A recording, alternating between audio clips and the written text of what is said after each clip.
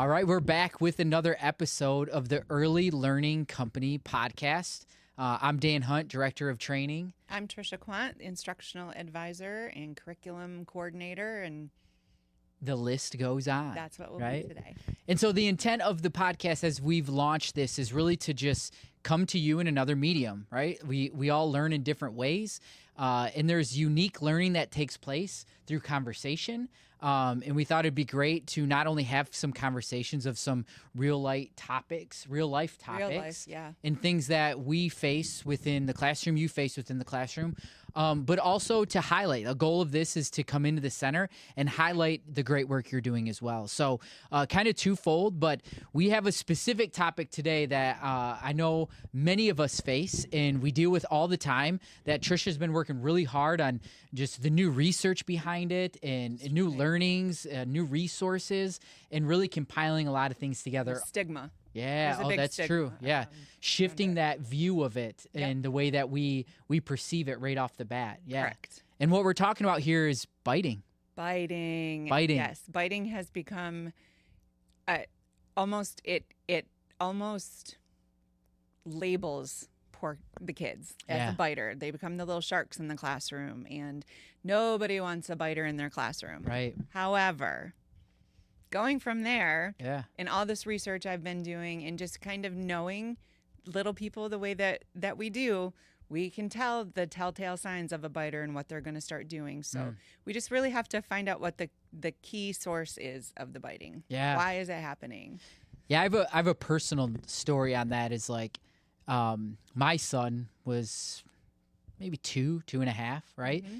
Young father, young parents. We didn't know it was developmentally appropriate at that time. Like, he's exploring, but he's a kid that's very like sensory. Like he gets excited and he squeezes, right? Yep. And so when he was younger, he bit, and I had a friend, a really close friend that I grew up with, that actually we were no longer friends because my son bit his daughter. And I remember the text message, and the text message was like basically get your kid under control, right? It's heartbreaking. And look what your kid did, and he sent me a picture of his daughter being bit, and at the time I'm like, I don't want you to bite, not what did knowing, I do? what did I do wrong? Right? How do I stop this? Right. Not knowing that, yes, we don't want him to bite, but also there's like some developmentally appropriate behavior there that he's exploring. He's excited. He doesn't know how to express it, right? Yep. And unfortunately, he bit somebody, and he had bit some people, right? And we didn't want that, but that was just a real life experience that I know other parents that we have, like that phone call of look what happened, right? Yeah, not just the phone call of the parents of the biters, but also the poor kids who are getting bitten, like you said. Yeah, parents want it fixed, and they want it fixed right now. And we tend to label those kids as naughty kids, not really understanding that, yes, it is developmentally appropriate, and no, there's not a fix. It's not going to happen tomorrow. They're not going to be done biting tomorrow or even in 2 weeks. But there are things that we can learn from it and that we can do to help the children understand what is an appropriate reaction. Yeah. Like, I'm not standing next to you and getting mad at you, and I'm not going to bite you. But I can also use my words very well, sometimes too well, and talk to you about it. Skill. It's a skill. It's a learned skill. Yep. So there's so many different reasons why kids bite. And it is developmentally appropriate. However, it's not every child does it. Yep. So not everybody's going to go through that biting phase. It's just trying to get them past that biting phase. So there's all kinds of things that I could just go on and on and on about. But what would you like to know first? Yeah, I mean, one of the things, as you were talking about that, one, just highlighting, it's a lagging skill. There's a skill that has not yet been developed. Right. And what's the opportunity here is we develop skill. Like, we're helping these kiddos develop. Right.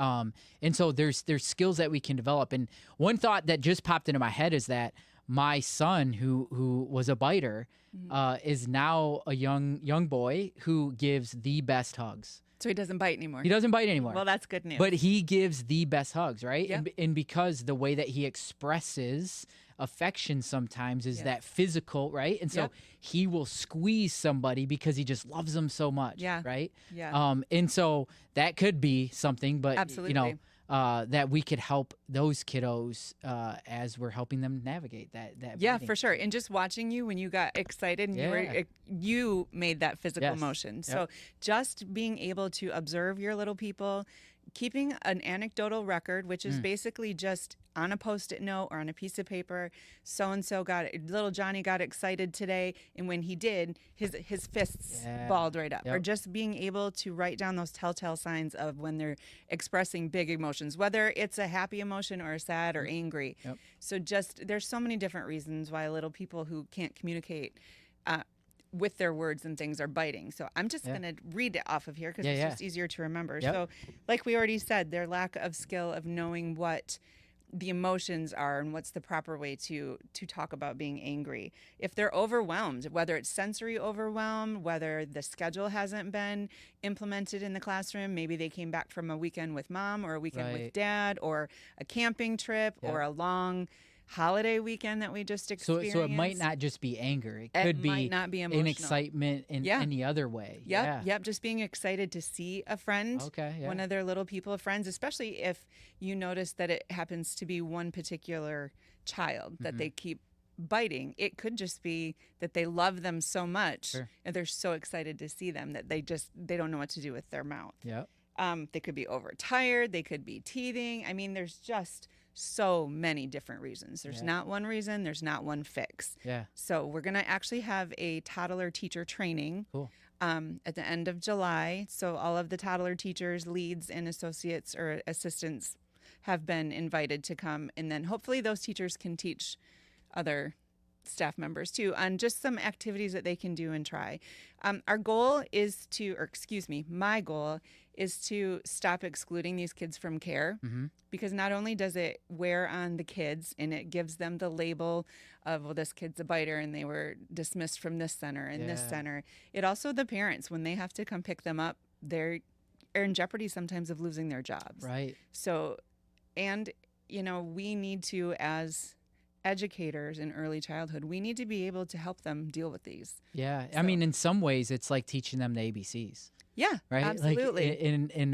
I mean, it's easy to go, yes, ABCs are academic. We need to do this, but this is a social emotional skill. This is a skill to begin to, for us to recognize. One of the things that I heard is that we need to become aware and try to find that baseline, and then where they're off the baseline of why this kiddo's doing this, right? What is the pattern there? Is there a pattern emerging, right? But then it's also not that they're going to be at a place at 3 years old where like, I feel jealous right now. Absolutely. But where they can begin to recognize that, hey, my body's feeling a little bit different and I don't need to react in this way. Or I can do something else. You know what I mean?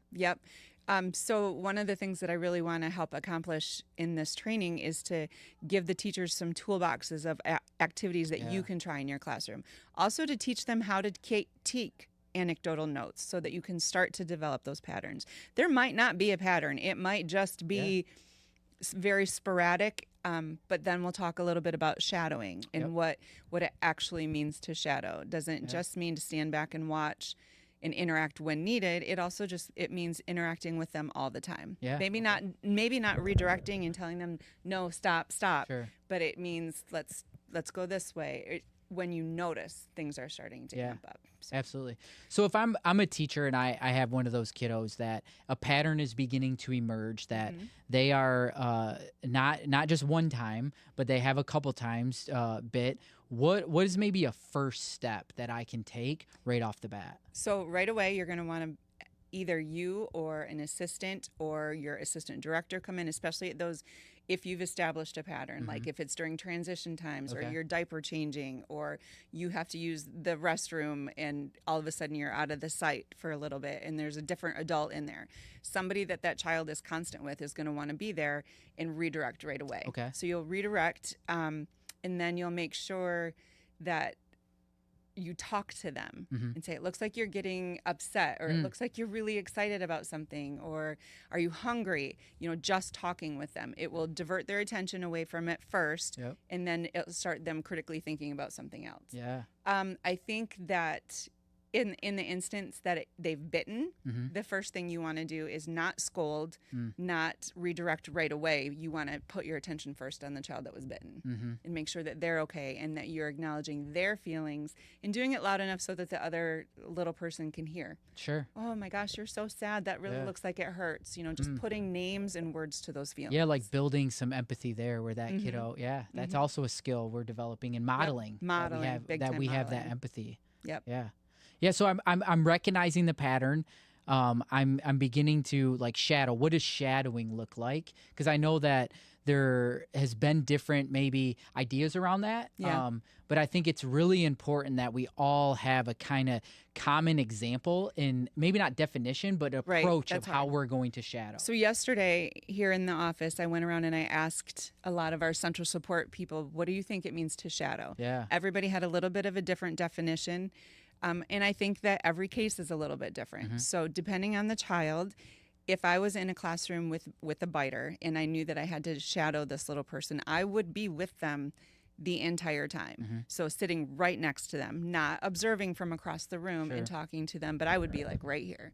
And we would be playing and interacting. We'd be playing and interacting with the other little people. I'd be talking to them the entire time I'm doing something. If I get frustrated, I'm still going to be talking.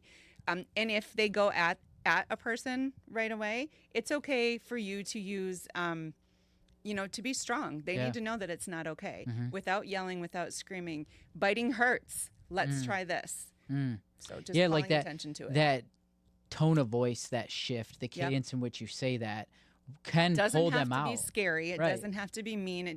But it's okay to be firm. Right. It's like, whoa, Trisha, Miss Trisha, it's something different. I'm not used to her speaking that way. And it's even okay for you to say, I just got loud. That scared me.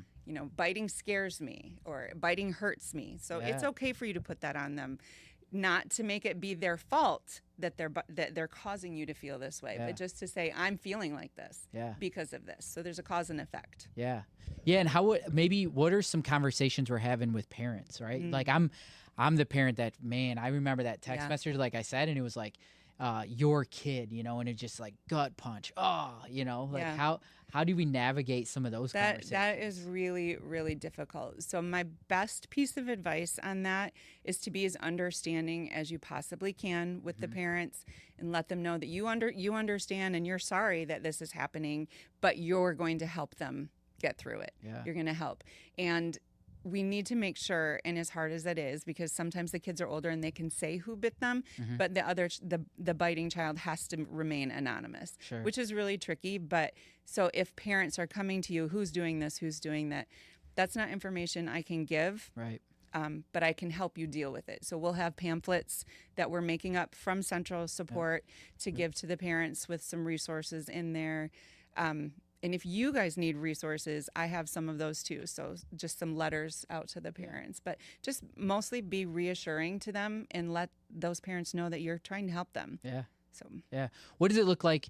We've seen finding the wins, right? I was actually having this conversation with my son, a different son, about sometimes like the win isn't necessarily the thing at the end, right? But it's that we made progress towards that. So for that kiddo, it might not be, ultimately we don't want them to bite. Correct. But if that takes place, the win could be that they recognize they don't want to do that, and maybe there's an apology or like some sort of remorse in restoring an interaction between them and the kiddo that they bit. Yeah, right? you can ask them, or maybe not even ask them. It's not the right word, but you can say to them, "We're going to go over and help your friend, or we're going to go help little Johnny because you bit him. We need to help him and make sure he's okay." But just without coaxing them to do that, when they say, here, that might also be a win, but in my brain I'm thinking also, well, maybe that's how they're getting their attention too, is I hurt them, so now I'm going to go help them. But you can say, we have to help them because he's hurt, or just I think that a big win as a teacher would be just recognizing when those big feelings are going to happen. Right. So, like I'm able to have awareness enough to, he's off his baseline or she's off her baseline.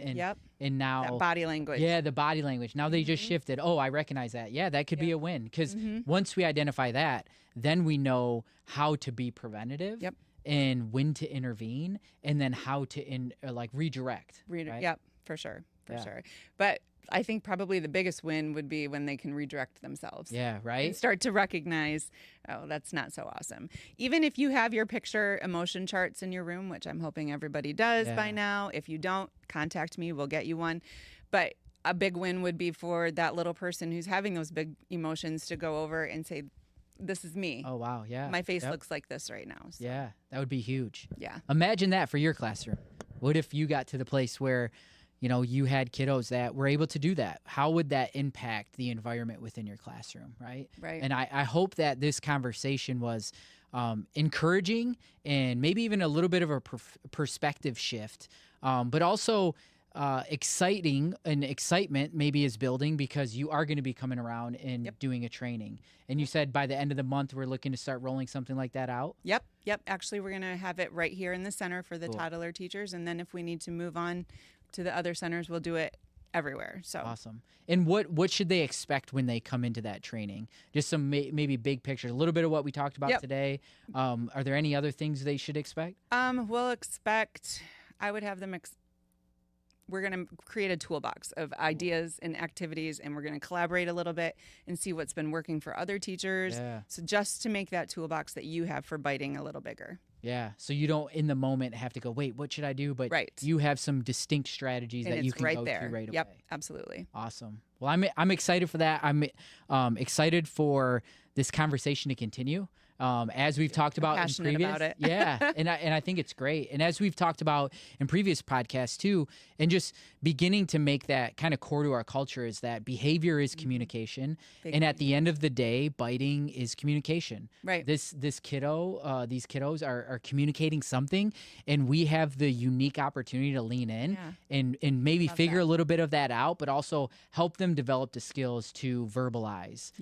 And what they want to communicate, right, and to use actual words for that. And that's the opportunity we have. So excited to see what comes. Me too. I'm very excited for it. I'm excited to see how we react to the situations from now on instead of just an immediate, they need to go kind of thing. I think that our job as educators is to help educate and to help these little people and provide the best quality care that we can. Absolutely. So, yep. Exciting time. So appreciate you guys tuning in again for this is our third now, right? We're on 3. Yeah, all right. I think so. Maybe the 4th, we can come to your center. So if there is somebody that you see that's doing great work, or if you're an individual that has some specific strategies around biting and how you've approached that in your classroom, reach out. Yeah, we'd love to talk to you. We'd love to come to where you are, sit in your classroom and just have a conversation where you could share your insight, because we learn from each other. And that's why we're having this conversation, is that we're learning together. So we hope you enjoyed this. Tune in next time and let us know if you'd like us to come to your center. See ya.